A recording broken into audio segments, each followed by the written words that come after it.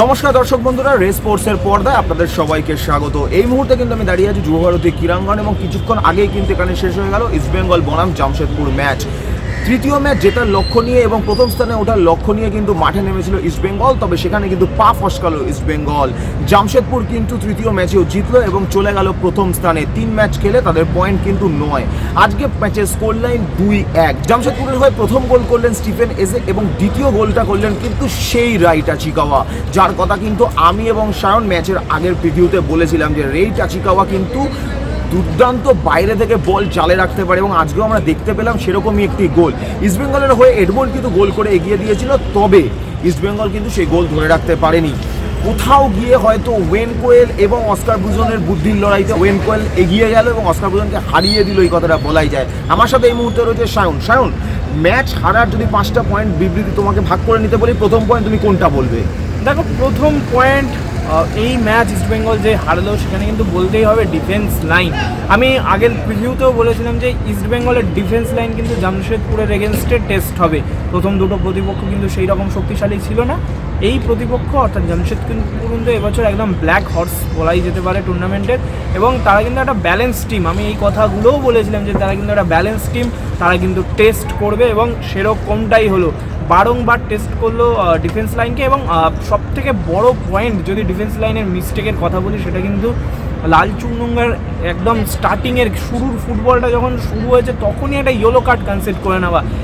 লালচুংনুঙ্গার এই জিনিসটা কিন্তু আমি আগেও দেখেছি, একটা মানে হুটহাট কোনো কারণ ছাড়াই একটা কার্ড কনসিডার করে নেওয়ার একটা প্রবণতা থাকে, এবং সেই কারণেই কিন্তু মানে 25-26 মিনিট ফুটবল খেলার পর তাকে তুলে নিতে বাধ্য হলো অস্কার ব্রুজো। রিস্ক নিলেন না তিনি, এবং এই জায়গাটার পর তারপর থেকে কিন্তু তুমি যদি ফুটবলটা খেলাটা দেখো, সেখানে কিন্তু বারংবার টেস্ট করছিল ডিফেন্স লাইনকে, এবং আনোয়ার কিন্তু কোথাও গিয়ে একা পড়ে যাচ্ছিল, এবং জিকসন সিং তিনি কিন্তু আজকে সেই যে স্টেবিলিটিটা প্রথম দুটো ম্যাচে প্রোভাইড করতে পেরেছিলেন, এই ম্যাচে কিন্তু সেরকমভাবে স্টেবিলিটিটা প্রোভাইড করতে পারলেন না, যার ফলে কিন্তু আমরা দেখলাম যে আনোয়ার আলী কিন্তু আজকে পুরোপুরি ডিফেন্সে একা পড়ে গেছিলো। অবশ্যই জয়গুপ্তা কিছুটা ভালো খেলেছে, কিছুটা কভার করেছে, কিন্তু তারপরেও ডিফেন্স লাইনের কার্যত যে টেস্ট ছিল সেই টেস্টে কিন্তু আজকে মোটামুটি বলা যেতেই পারে ফেল করে গেছে ইস্টবেঙ্গল। দেখো, অবশ্যই এখানে কিন্তু একটা কথা বলতেই হবে যে জামশেদপুরের অ্যাটাকে ছিল কে, তার নামটা হলো মেসি বাউলি, এবং তিনি কিন্তু একজন আফ্রিকান প্লেয়ার। এবং আমরা সবসময় আমরা ছোটোবেলা থেকে যারা ফুটবলটা দেখেছি এবং ফুটবল দর্শকরাও জানেন যে আফ্রিকান প্লেয়ারদের কিন্তু খেলার স্টাইলই হলো তারা একটু বডি দিয়ে ফুটবলটা খেলতে ভালোবাসে। সেইখানে দাঁড়িয়ে জিন গঠিত কারণের জন্যও কিন্তু আফ্রিকান প্লেয়াররা আমাদের ভারতীয় প্লেয়ারদের থেকে একটু বেশি শক্তিশালী হয়। আনোয়ার নিজের বডি ব্যবহার করেছে, কিন্তু আমরা যদি দেখি প্রত্যেকটি বল 100% বল বলা যেতে পারে মেসি বাউলি কিন্তু পেয়েছে, এবং হয় ঘুরেছে নয় হেড করে নামিয়ে দিয়েছে। সেখানে মেসি বাউলি এবং আনোয়ারের যে ক্ষমতার মানে শারীরিক ক্ষমতার যে ডিফারেন্স, এই ডিফারেন্সটাই কিন্তু বিশাল বড় একটা তফাৎ গড়ে দিল দুটো টিমের মাঝখান থেকে। তারপরে আমাকে বলতেই হবে কিন্তু রাশিদের অফ ফর্ম। এবার অফ ফর্ম বলাটা কিন্তু এইভাবে যায় না। না, আমি তোমাকে একটু আটকাচ্ছি, সেখান থেকেই বলছি যে তুমি যেটা বললে যে মেসি বাউলি যে ফুটবলটা খেলছে সেটা কিন্তু আনোয়ারের সাথে পেরে উঠছিল না, এবং সেই কারণেই কিন্তু তুমি দেখো রাশিদের ভূমিকাটা ঠিক এইখানেই।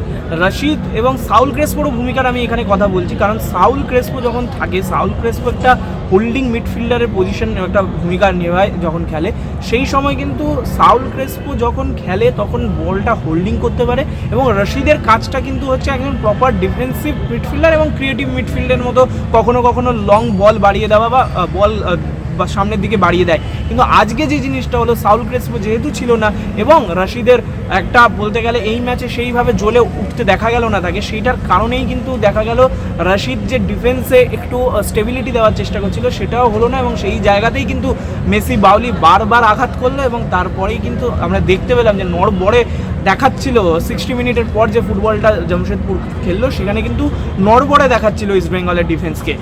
অবশ্যই, এবং সেখানে দাঁড়িয়ে একটা কথা বলতেই হবে যে রাশিদের সাথে যদি সৌভিককে জুড়ে দিতেন প্রথম থেকে অস্কার ব্রুজো, সেইখানে কিন্তু সৌভিক একটা ডিস্ট্রাকটিভ ফুটবল খেলতে পারতেন, এবং এই কথা ধরেই আমাকে এগোতে হবে পরের পয়েন্টে। সেইটা হলো অ্যান্টন সোবার্গকে নিয়ে কিন্তু ইস্টবেঙ্গল দর্শকদের মধ্যে একটা হাইপ ক্রিয়েট হয়েছিল, আশা তৈরি হয়েছিল যে অ্যান্টন সোবার্গ প্লেয়ারটা আসছে, সে ভালো প্লেয়ার, এরকমই কিন্তু একটা আশা তৈরি হয়েছিল। সেইখানে দাঁড়িয়ে আজকে অ্যান্টন সোবার্গ যে জায়গাটায় খেললো, সেই জায়গাটায় খেলা এবং প্রথম থেকেই নেমে যাবার, অ্যান্টন সোবার্গ কি আপ টু দ্য মার্ক?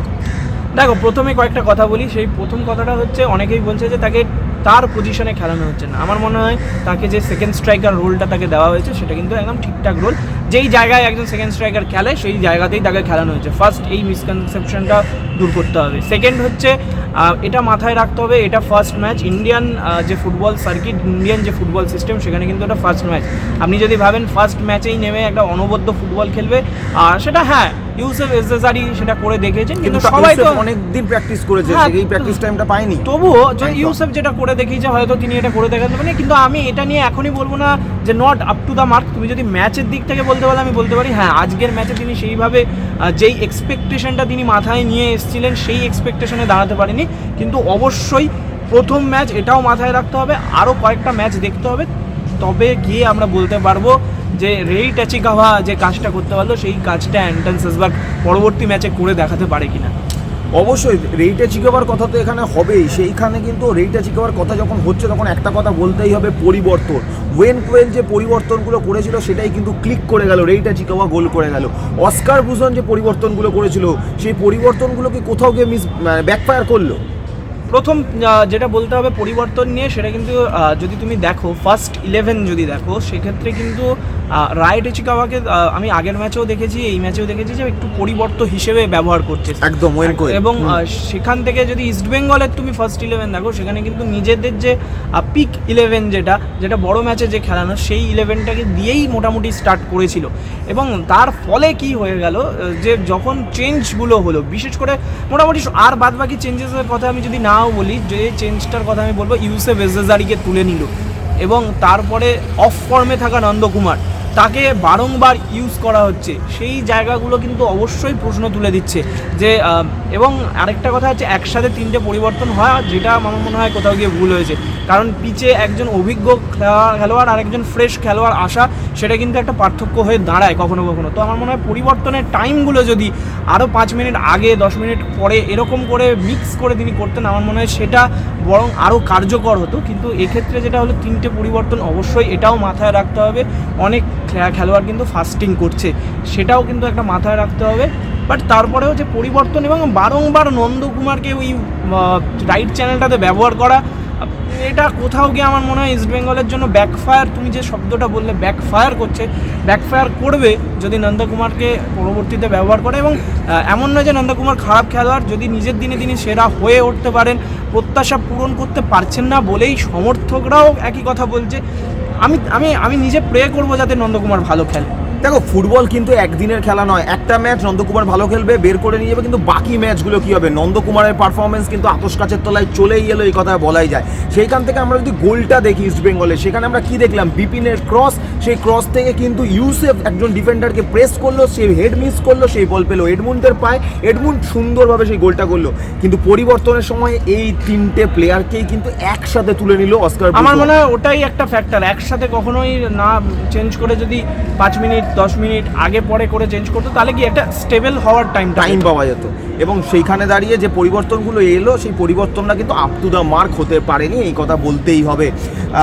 সবার শেষে কিন্তু একটা কথা বলতেই হবে যে অস্কার ব্রুজন এবং ওয়েন কোয়েলের মধ্যে যে যুদ্ধ চললো, মগজাস্ত্রের যুদ্ধ, সেই মগজাস্ত্রের যুদ্ধে কিন্তু ওয়েন কোয়েল দেখিয়ে দিয়ে চলে গেল যে কি করে বিপক্ষ দলের প্রধান প্লেয়ারদেরকে আটকে দিয়ে ম্যাচ বের করে নিয়ে যেতে হয়। কি বলছো?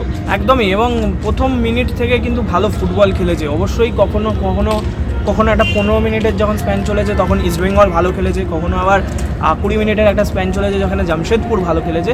বাট একদম চোখে পড়ার মতো যদি ফুটবল তুমি বলো, 60 মিনিট পর্যন্ত ইস্টবেঙ্গলের একটা ডমিনেশন আমি দেখতে পেয়েছি। ফার্স্ট হাফেও ইস্টবেঙ্গল ডমিনেট করেছে, অবশ্যই অপোনেন্ট টিম অ্যাটাক করেছিল বারবার, কিন্তু 60 মিনিট, সেকেন্ড হাফে যখন 60 মিনিট পর্যন্ত খেলা চলছে, সেই 60 মিনিটের আগে যে ফুটবলটা তুমি দেখো, সেখানে কিন্তু জামশেদপুর সেইভাবে মানে জ্বলে ওঠেনি। কিন্তু ওইখানেই একটা কাউন্টার অ্যাটাক পেলো, এবং সেই কাউন্টার অ্যাটাকটা মেসি বাউলি যে বলটা টার্ন করে বাড়ালো এবং মাদি দালাল অবশ্যই মিস করলো, ওখানেই গোল হয়ে যাওয়া উচিত। বাট ওইখানে যখন আবার করার থেকেও বলা যেতে পারে সেভ করা হলো, দুর্দান্ত সেভ। এবং তারপরে যখন কর্নার থেকে গোলটা করে দিল স্টিভেন এজে, কার্যত একটা যে মেন্টাল যে জায়গাটা, মেন্টালির একটা ব্যাপার থাকে গোল খাওয়ার পর, সেই জিনিসটা কিন্তু ইস্টবেঙ্গলে দেখা গেল। তারা কিন্তু বারবার কাউন্টার অ্যাটাক করার চেষ্টা করছিল এবং একটা আমি দেখলাম যে মাঠে কিন্তু মানে মাথা গরমও করে ফেললো মিগুয়েল, সেটার জন্য তিনি কার্ডও খেলেন। এবং এই জিনিসগুলো কিন্তু খুব কন্ট্রোল করতে হবে। গোল খাওয়ার পর যে মেন্টালিটিটা জামশেদপুর দেখালো, সেই মেন্টালিটিটা যদি ইস্টবেঙ্গল দেখাতো আমার মনে হয় সেক্ষেত্রে তারাও কিন্তু এই ম্যাচটা থেকে অন্তত 1 পয়েন্ট বা জিতেও যেতে পারতো। কিন্তু কারণ অবশ্যই দুটো গোলকিপারকে আমি যদি বলো, দুটো গোলকিপার দুর্দান্ত ফুটবল খেলেছে আছে অবশ্যই। তবে একটা কথা কিন্তু বলতেই হয়, আর কবে ম্যাচিওর হবে লালচুংলুঙ্গা। প্রথমে ওই যে লালচুংলুঙ্গা নড়ে যাওয়া বা কেঁপে যাওয়া যেটাকে বলে মাঠের ভাষায়, সেই কেঁপে যাওয়াতে কিন্তু অস্কার ব্রুজনের প্ল্যান অনেকটা এলোমেলো হয়ে গেছিলো। তারপরে খুব যেন মনে হলো অস্কার ব্রুজোর নোটবুক থেকে চেঞ্জেসগুলো করলেন, মানে ঠিক করে এসেছিলেন যেটা করবেন সেটাই করলেন, সেইটা কিন্তু আজকে ক্লিক করেনি। জামশেদপুর ম্যাচটা নিয়ে বেড়ে গেল। লাস্টে তালালের ওই বল থেকে গোল, এবং 60 মিনিট পর তালালের যখন নাড়াচাড়া শুরু হলো, ইস্টবেঙ্গল কিন্তু আস্তে আস্তে পেছোতে শুরু করলো এবং লাস্টে সেই তালালেরই কিন্তু বল বাড়িয়ে দেওয়া টাচিকের। শুধু তালালের কথা বললে হবে না, মেসি বাউলি, কারণ ফার্স্ট গোলটাও যদি হয় যে অ্যাটাক, আমি এক্ষুনি যেটা বললাম কাউন্টার অ্যাটাকটা যখন হলো, সেখানে মেসি বাউলি বলটা টার্ন করে যে বক্সের ভেতর ঢুকে যে বলটা বাড়ালো, সেখান থেকে এগুলো হচ্ছে কি জানো তো, ডিফেন্সের কোথাও ফল্টগুলোকে না একদম চোখে আঙুল দিয়ে দেখিয়ে দেওয়া, ভাই তোমার এই জায়গাতে প্রবলেম আছে। এবং তারপরে মানে মেসি বাউলি মানে মাদিতালাল অফকোর্স অনবদ্য খেলেছেন, তার একটা অ্যাসিস্ট আছেন, তার মুভমেন্ট সব কিছুই ভালো, কিন্তু মেসি বাউলির যে অফ দ্য বল রানিং বা অন দ্য বল যে কাজগুলো করছিল না, সত্যি ভালো খেললো আজকে। সব বলাই যায় যে আজকে কিন্তু জামশেদপুর দল দুর্দান্ত ফুটবল খেললো। ওয়েন কোয়েল কিন্তু দুর্দান্তভাবে খেলালো জামশেদপুর দলকে, এবং মোহনবাগান ইস্টবেঙ্গলের ছাড়াও কিন্তু আরেকটা দল চ্যাম্পিয়ন ব্ল্যাক হর্স হিসাবে চ্যাম্পিয়ন হওয়ার জন্য কিন্তু এগিয়ে এলো, এটা কিন্তু বলতেই হয়। জামশেদপুরকে কিন্তু আর আজকের পর থেকে কিন্তু ছোটোভাবে দেখা যাবে না। এবারে কিন্তু জামশেদপুরও লড়াইতে থাকবে সম্পূর্ণভাবে লিগ শিল্ড জেতার জন্য, যেখানে ওয়েন কোয়েল রয়েছে, মাদিতালা রয়েছে, মেসি বাউলি রয়েছে, সেই টিমকে নিয়ে তো ভাবতেই হয়।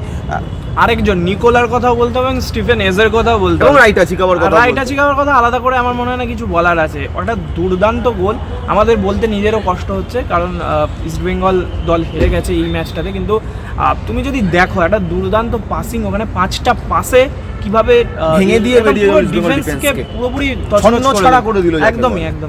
এবং তার সাথে সাথে কিন্তু একটা প্লেয়ারের নামও বলতে হবে, ভারতীয় সানান কিন্তু আজকে দুর্দান্ত, এবং যেভাবে সানান আজকে ঢুকছিল উইং থেকে রান করে আটকে দিচ্ছিল রাকিব, প্রথমে লাল এবং তারপরে রাকিবকে, সেইখান থেকে দাঁড়িয়ে কিন্তু ইস্টবেঙ্গলের কাছে স্পিডি উইঙ্গারের বিরুদ্ধে খেলাটা একটা চিন্তার বিষয় হয়ে দাঁড়ালো অস্কার ব্রুজনে, মাথা ব্যথা হয়ে দাঁড়ালো অস্কার ব্রুজনে। যুবভারতী ক্রীড়াঙ্গন থেকে আমি অর্পণ, আমি সায়ন, রে স্পোর্টস।